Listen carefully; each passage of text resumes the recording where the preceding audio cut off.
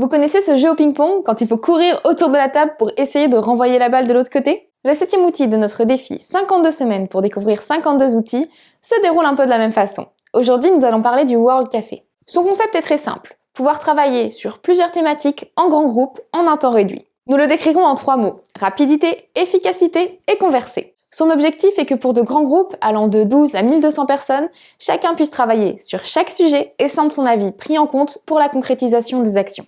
Il fait appel à l'intelligence collective. Pour que la mise en place soit plus claire, nous allons prendre un exemple.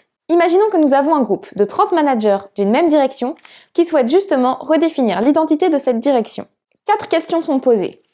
Quelle est la mission de la direction? Quelles sont ses valeurs? Quelle est la vision de la direction? Et quelle est son expertise?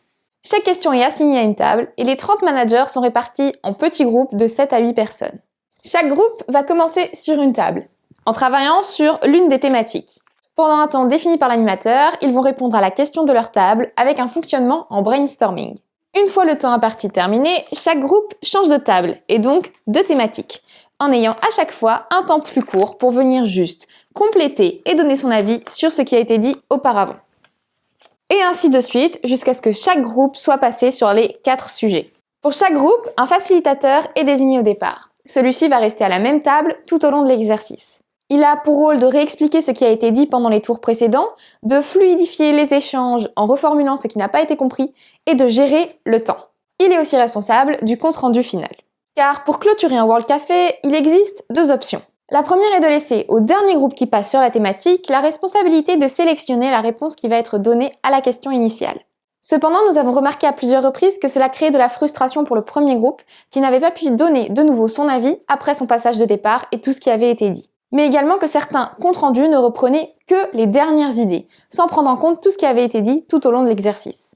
La deuxième option est de faire revenir chaque groupe sur sa thématique initiale pour pouvoir organiser les idées et préparer la présentation de la réponse. C'est l'option que nous utilisons dans nos ateliers. Au niveau du temps, pour un groupe de 30 personnes, une des possibilités est de faire un premier tour de 15 minutes, un deuxième de 12, un troisième de 10 et un quatrième de 8 minutes.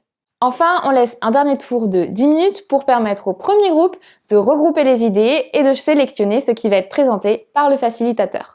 Ensuite, le facilitateur va présenter le compte-rendu des échanges et des idées choisies au reste de l'assemblée. Il est possible comme étape complémentaire de laisser un tour supplémentaire pour se pencher sur la construction de quelques actions ou engagements. Cet outil demande un peu de préparation en amont. Il faut d'abord choisir autour de quel sujet les collaborateurs vont converser et construire les sous-groupes. Pour des groupes plus importants, il faudra juste adapter le nombre de thématiques, de tables et la durée des tours.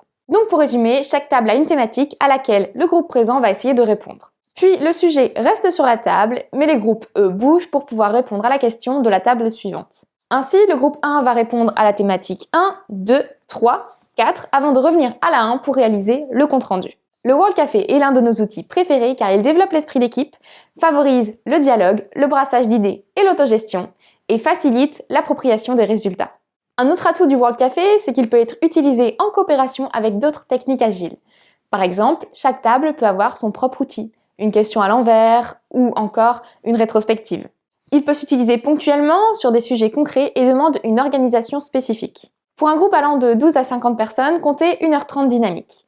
Au-dessus de ce nombre, tout dépendra de l'organisation prévue. Quelques petites règles pour veiller à son bon fonctionnement. Tout d'abord, écrire, dessiner, laisser aller sa créativité. Ensuite, il faut créer du lien entre les différentes idées et surtout coproduire. Il est également important de respecter les règles de fonctionnement. Brainstorming, roulement, réponse à la question donnée. Et enfin, le facilitateur reste facilitateur tout au long de l'exercice. Il ne peut pas y avoir de changement.